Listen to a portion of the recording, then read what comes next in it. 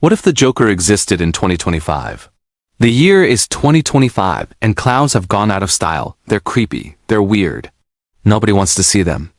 But there's one thing that hasn't changed since 1986. People still love Batman. And Batman still has an arch nemesis in the form of a man who was once a stand-up comedian named Arthur Fleck. Or is he? That doesn't sound right. Arthur Fleck is an aspiring comedian who attends every open mic night he can, bombing miserably every time. One day he sees some teenagers spray painting a subway car and decides to join in. When the cops show up, he runs away and makes it home without getting caught. But his mother is furious at him because he ruined the only suit she had left to give him. This sends Arthur into a rage and he kills her. Then he finds a hockey mask in the garbage and puts it on as a disguise.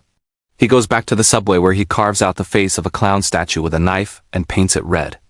Meanwhile, Bruce Wayne is at a charity gala trying to get over his fear of commitment by banging a supermodel, when suddenly he gets a phone call from Alfred saying that there's been a murder in the subway and would Bruce be so very kind as to go check it out? So Bruce goes down to the subway and finds Arthur standing next to the dead body of a man in a purple suit holding a knife covered in blood. Arthur screams at Batman and tells him he's just trying to make him laugh, but Batman isn't laughing. Instead, he throws a batarang that knocks the knife out of Arthur's hand and then beats him up for a while until he passes out. At Gotham General Hospital, Bruce sits by Arthur's bedside all night just in case he wakes up.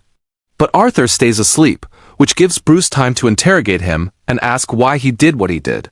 Arthur says that he was just trying to make people laugh.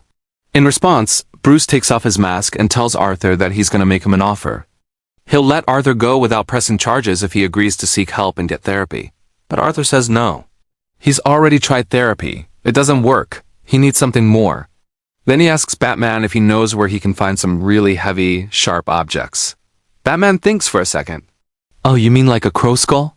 Sure, I got plenty of those in the Batmobile. The next day, Batman brings Arthur to Arkham Asylum to see if they can help him. But they're full. There's a huge waiting list. And when they do finally get around to seeing Arthur, they tell him he's fine and to go home. Apparently, their new policy is no more pointy objects, no more clowns. They'll prescribe him some medication instead. But Arthur doesn't want medication. He wants action. He wants to feel something. He wants to make people laugh.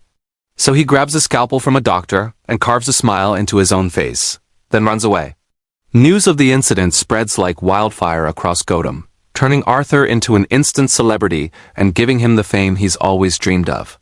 He appears on talk shows, signs autographs, does stand-up routines, all while wearing his signature hockey mask and purple suit. But behind the scenes, he's miserable.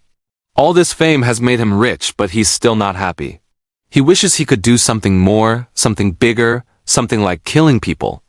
One night during a live broadcast, he pulls out a gun and shoots the host, then the director, then the entire studio audience.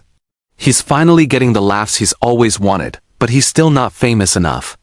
So he sets his sights on the biggest possible target, Gotham City itself. He plants bombs all over the place, then detonates them all with a cell phone, killing hundreds of people. Suddenly he's famous. The whole city's talking about him. The whole world fears him. But Batman vows to bring him to justice, and after a long, brutal fight, he finally does. But before he can put Arthur in jail, he takes one last swing at him, knocking Batman out cold. And as the citizens of Gotham cheer for their hero, Arthur stands over him and delivers the final blow.